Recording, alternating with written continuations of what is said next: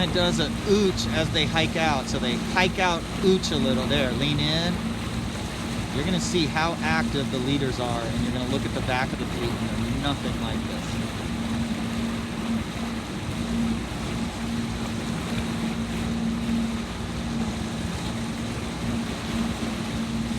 Not ooching at all. There it is. See how they use the heel to windward as an opportunity to lean forward a little. I don't think it's an ooch. It's close, I got to tell you.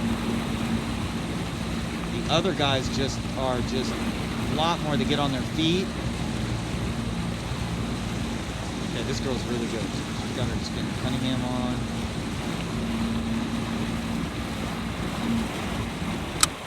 Race 1 on Sunday. Race 5 for the regatta. Here's Tommy right in the middle. He's in 1, 2, 3, 4, 5, 6, 7, 8, 9, 10, 11, 12, 13. He has been a little slow. His mast isn't rocking enough. Everybody else is, watch everybody. Tommy's kind of staying stable in there. There's a little, but everybody else is just really all over the place. This guy's just constantly rocking. Kind of turning, but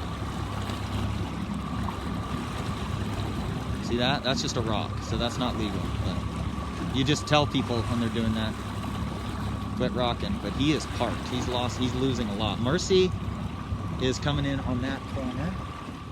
I think they got the gates very square. If anything, this one on my side's a little further upwind, just because I think they're lifted on slightly. We'll see the angle of these guys. I think the starboard angle is more parallel to the gate angle. Yes, definitely. So, pretty square. Starboard and port are exiting pretty evenly. I still think this end's a little further upwind. Where did Tommy get around here? There's Mercy right there, right in front of Tommy. So good job, you guys.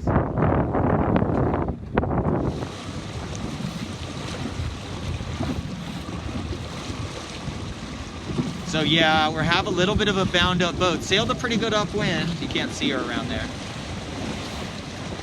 But that sail,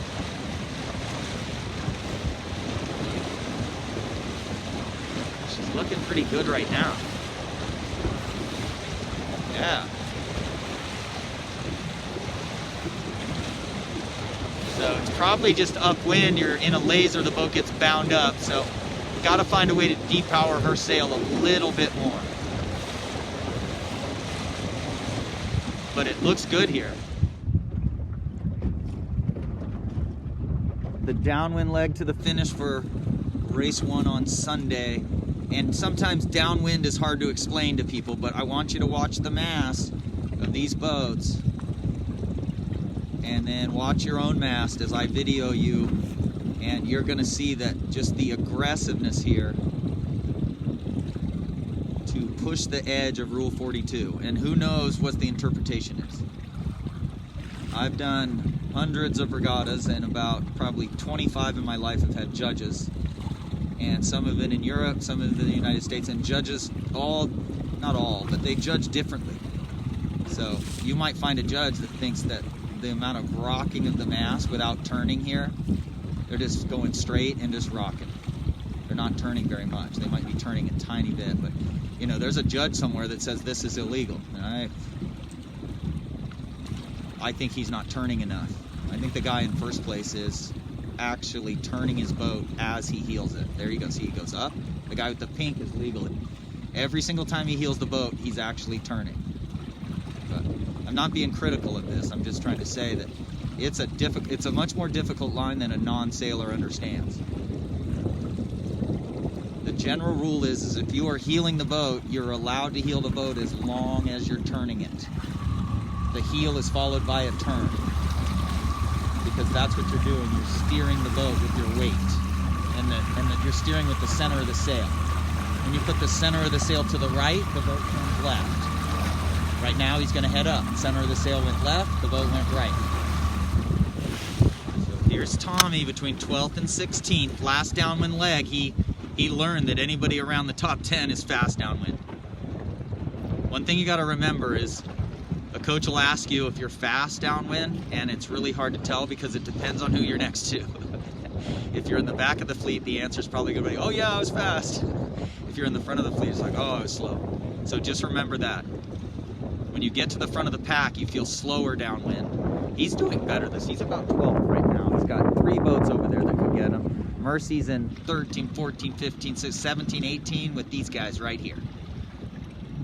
So, I think I'm gonna have these guys try just a teensy bit more vang, but I don't know. I think I like what I see.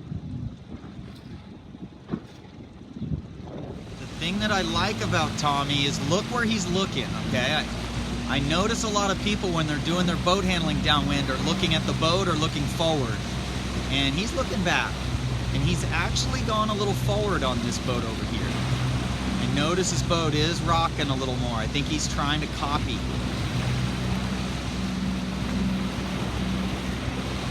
So right now he's just racing. He's looking around. He's trying to find a way to go a little faster. So that's all we want to see as a coach.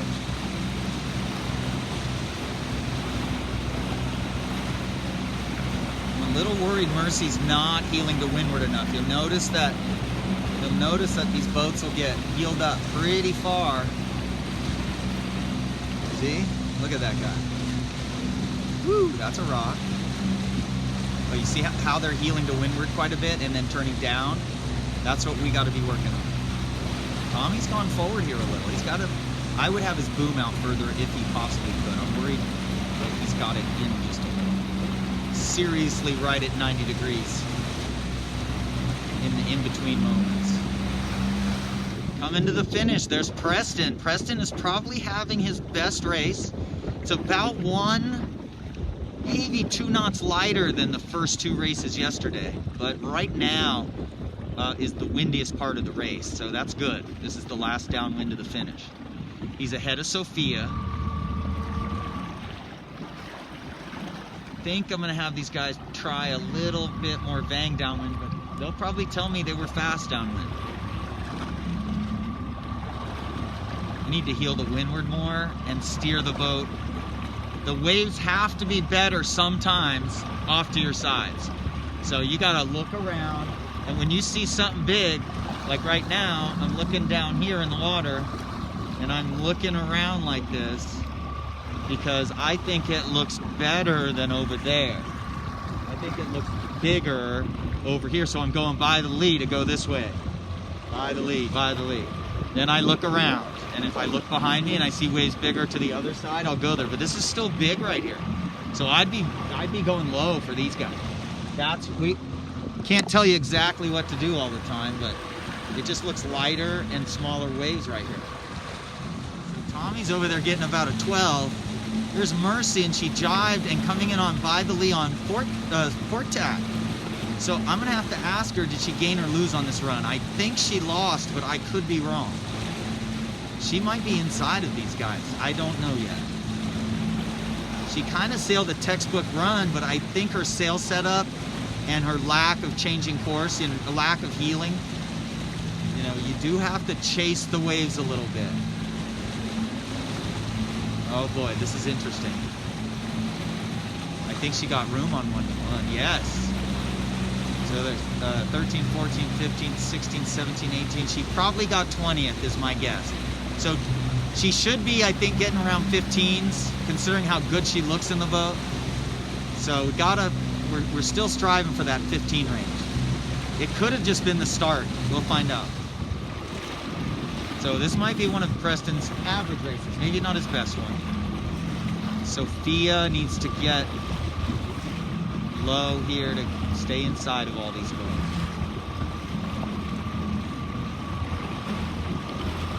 And then kind of the funnest part of these laser races is the reach to the finish if you get good clear air, which Preston's gonna have.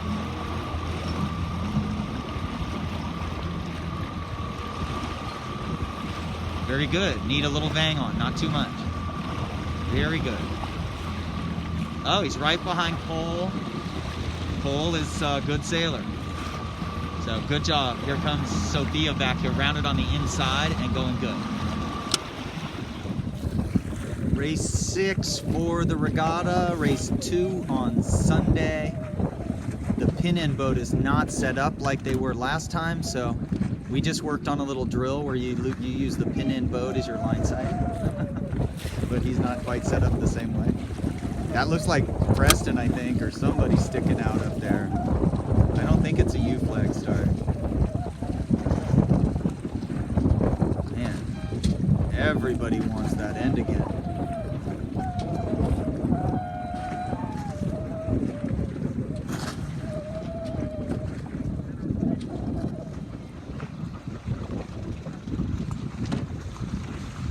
I'm just behind the line.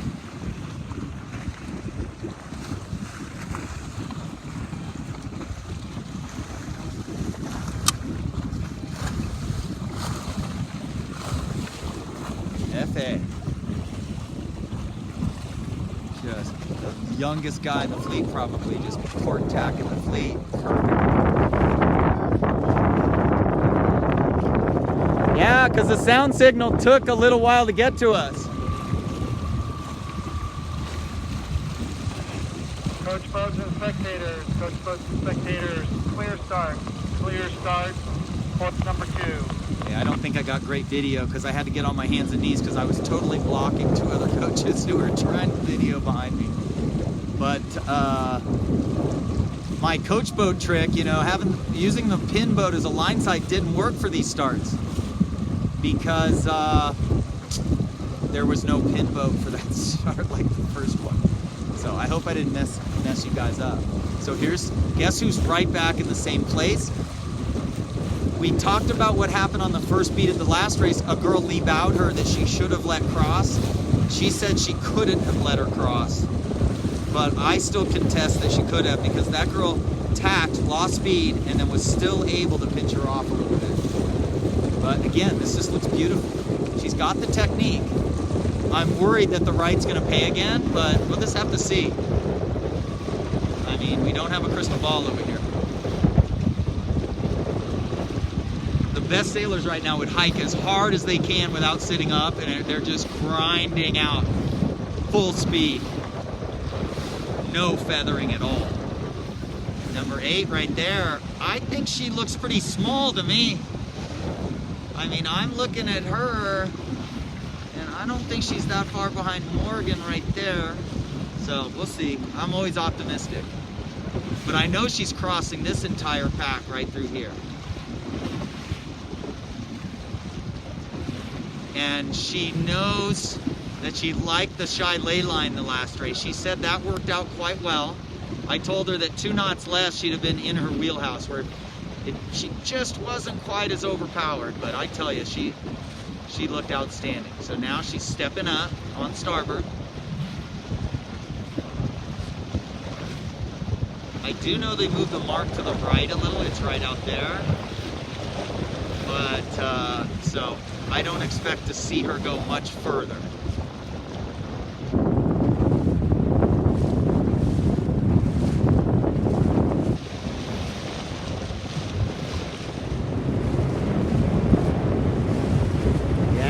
First regatta in the ocean in a laser too. Every single one of these are first regatta in the ocean for us. Coronado kids, yeah. This is the biggest puff of the day. So what she'd have to do right now, she needs more alcohol and more Cunningham and a little more bang. She needs an overbend wrinkle now, for sure. That's the one thing now. We haven't needed an overbend wrinkle today. Most of us didn't get one yesterday. The smaller crowd just has to have an overbend wrinkle. When you're smaller than the leaders and they have enough bang on to overbend the bottom of the main just a little, you should have a bigger overbend wrinkle than them. Preston out there, number 6, beating a lot of boats this race. He just looks like he's going through the water a lot faster than yesterday. Yesterday he was kind of bound up and he didn't, it's easy for me to see. But now he's going through the water quite quick.